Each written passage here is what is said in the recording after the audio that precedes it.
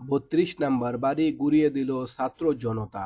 রাজধানী ধানমন্ডি ৩২ নম্বরে বঙ্গবন্ধু শেখ মুজিবুর রহমান স্মৃতি জাদুঘরে ব্যাপক ভাঙচুর ও অগ্নিসংযোগের পর এক্সকেভেটর ক্রেন দিয়ে গুঁড়িয়ে দিয়েছে ক্ষুব্ধ ছাত্র জনতা। আগুন দেওয়া হয়েছে ধানমন্ডি ৫/এ সড়কে শেখ হাসিনার বাসভবন সুধা সদনেও। খুলনায় এক্সকেভেটর ক্রেন দিয়ে গুঁড়িয়ে দেওয়া হয়েছে শেখ মুজিবুর রহমানের ভাইয়ের বাড়ি, যা শেখ বাড়ি নামে পরিচিত। বরিশালে বোল্টেজার দিয়ে গুঁড়িয়ে দেওয়া হয়েছে মহানগর আওয়ামী লীগের সাধারণ সম্পাদক ও সাবেক সিটি মেয়র সেরনিয়াবাদ সাদেক আবদুল্লাহর বাসভবন। সাদেক আবদুল্লাহ শেখ হাসিনার ফুফাতো ভাই হাসনাত আবদুল্লাহর ছেলে। একইভাবে এক্সকেভেটর ক্রেন দিয়ে ঘুরিয়ে দেওয়া হয়েছে কুষ্টিয়ায় আওয়ামী লীগের কেন্দ্রীয় নেতা মাহবুবুল আলম হানিফের পরিত্যক্ত বাড়ি এবং সিলেটের জেলা প্রশাসক কার্যালয়ে থাকা শেখ মুজিবুর রহমানের মুরাল। বরিশাল নগরে বুলডোজার দিয়ে ভাঙচুর করা হয় আওয়ামী লীগের উপদেষ্টা পরিষদের সদস্য ও সাবেক মন্ত্রী আমির হোসেন আমুর বাসভবন।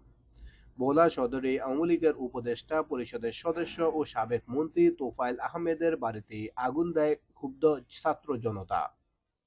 অন্যদিকে রাজশাহী বিশ্ববিদ্যালয়ে নির্মায়মান দুটি হল সহ মোট 4টি হলে শেখ মুজিব এবং তার পরিবারের সদস্যদের নাম থাকা ফলকগুলো ভেঙে নতুন নাম দিয়েছেন শিক্ষার্থীরা।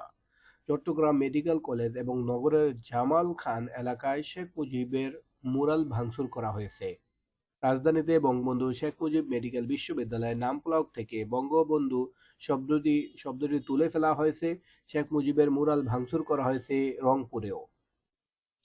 ভারত থেকে শেখ হাসিনার অনলাইন ভাষণের প্রতিবাদে গতকাল বুধবার রাতে এসব ঘটনা ঘটে। এমন একদিনে এই ঘটনার প্রভাব চলেছে যেদিন গণ আন্দোলনের ক্ষমতাচ্যুত প্রধানমন্ত্রী শেখ হাসিনার দেশ থেকে 6 মাস পূর্ণ হলো। গত রাত ৮টার পর থেকেই বিপুল সংখ্যক মানুষ ধানমন্ডি ৩২ নম্বরে জড়ো হয়। সময় বাড়ার সঙ্গে সঙ্গে ভিড়ও বাড়তে থাকে। এক পর্যায়ে গেট ভেঙে ভিতরে ঢুকে ভাঙচুর শুরু করে ছাত্র জনতা। লাঠি সোঁটা ও শাবল হাতে ভাঙচুর যোগ দেয় অনেকে। কেউ কেউ বাড়ির দেয়াল ভাঙার চেষ্টা করে।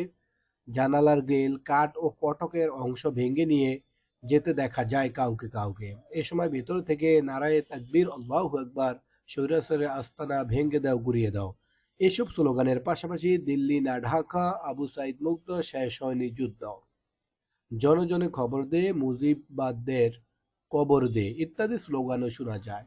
এই ভিড়ের মধ্যে দর্শকের সংখ্যা কম নয়। তারা বাড়ির সামনের পরিস্থিতি দেখছে, মোবাইল ফোনে ছবি তুলছে বা ভিডিও করছে, আবার চলেও যাচ্ছে। ভাঙচুরের এক পর্যায়ে রাত 9টার দিকে শেখ মুজিব স্মৃতি বিজড়িত বাড়ির 3য় তলায় প্রথমে আগুন দেওয়া হয়।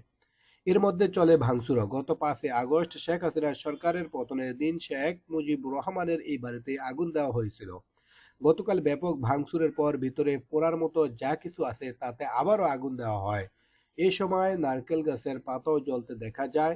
আগুন জ্বলতে দেখা যায় ৩২ নম্বরের ওই বাড়ির পাশের একটি ভবনেও।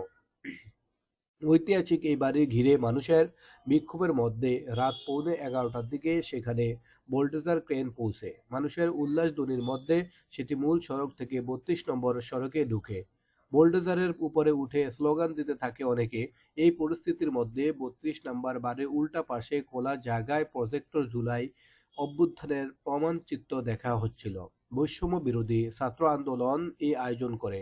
সেখানে মাইকে ঘোষণা দিয়ে বলা হয়, আমরা আন্দোলনের প্রমাণচিত্র দেখাচ্ছি, আপনাদের যাদের ভাঙ্গার ইচ্ছা আছে তারা সামনে গিয়ে ভেঙে আসেন।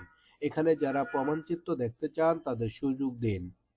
এসব কর্মসূচির কারণে ধানমন্ডি এলাকার নিরাপত্তা বাড়ানোর কথা বলা হলেও রাস্তার উপর দুটি পুলিশ ভ্যান ছাড়া আইন শৃঙ্খলা রক্ষা বাহিনীর তেমন কোনো অবস্থান এই এলাকায় দেখা যায়নি। ধানমন্ডি ৩২ নম্বরে এই পরিস্থিতি চলার মধ্যেই আগুন দেওয়া হয় ধানমন্ডি ৫/এ শেখ হাসিনার বাসভবন সুধা সদনেও। শেখ হাসিনা সরকারের পতনের 6 মাস পূর্ণ হয় গতকাল।